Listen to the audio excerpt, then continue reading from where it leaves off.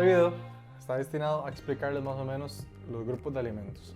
Hay 6 principales grupos de alimentos. Tenemos lácteos, tenemos carnes, harinas, frutas, vegetales y grasas. ¿Okay? Todos estos grupos de alimentos van a estar distribuidos de cierta manera en los 3 ingredientes que mencionamos del pastel anterior, que van a ser carbohidratos, proteínas y grasas. Entonces, un ejemplo fácil. Los lácteos tienen 12 gramos de carbohidrato, 8 gramos de proteína y dependiendo del tipo de lácteo van a tener una cierta cantidad de grasa. Entonces eso nos lleva al punto número 2. En los lácteos y en las carnes vamos a tener 3 subdivisiones: altos en grasa, moderados en grasa y bajos en grasa.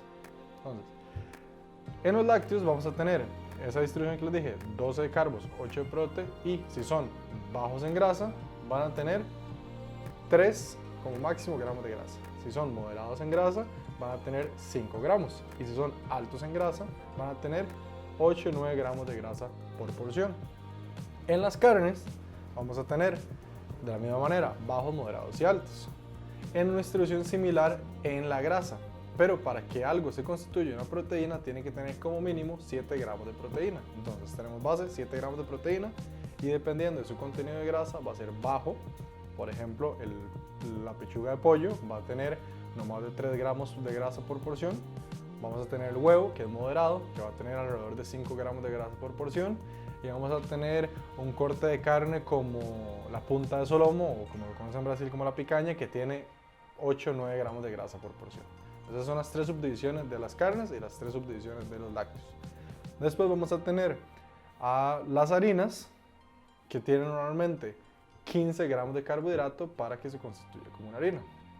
Estas harinas también tienen proteína y también tienen grasa, pero tienen muy poca cantidad. En proteína tienen normalmente de 1 a 3 gramos de proteína y de 1 a 2 gramos de grasa. Entonces, si tenemos una harina que tiene más de 2 a 3 gramos de grasa por porción, entonces ya sabemos que es una harina que tiene muchísima grasa.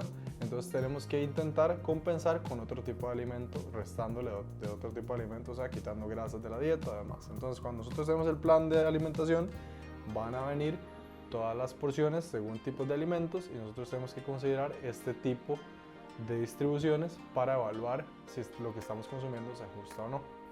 Entonces, ahora para seguir tenemos, ya hablamos de las harinas, ya hablamos de los lácteos y ya hablamos de las carnes. Ahora tenemos las frutas. Las frutas son un alimento con muchos minerales y vitaminas, pero van a tener solamente 15 gramos de carbohidratos, lo cual es muy bueno porque nos ayuda en caso de que se nos suba un poco la proteína y la grasa, pero nos queden carbos a solo consumir carbos. Después tenemos los vegetales. Los vegetales tienen 5 gramos de carbohidrato, 2 gramos de proteína y no tienen grasa, ¿sí? Entonces, si nosotros hervimos un vegetal, sabemos que ese vegetal hervido en la porción que es de media taza va a ser 5 gramos de carbohidrato, 2 de proteína y no va a tener grasa. Pero si yo le pongo aceite, entonces tengo que considerar ese aceite como una grasa adicional.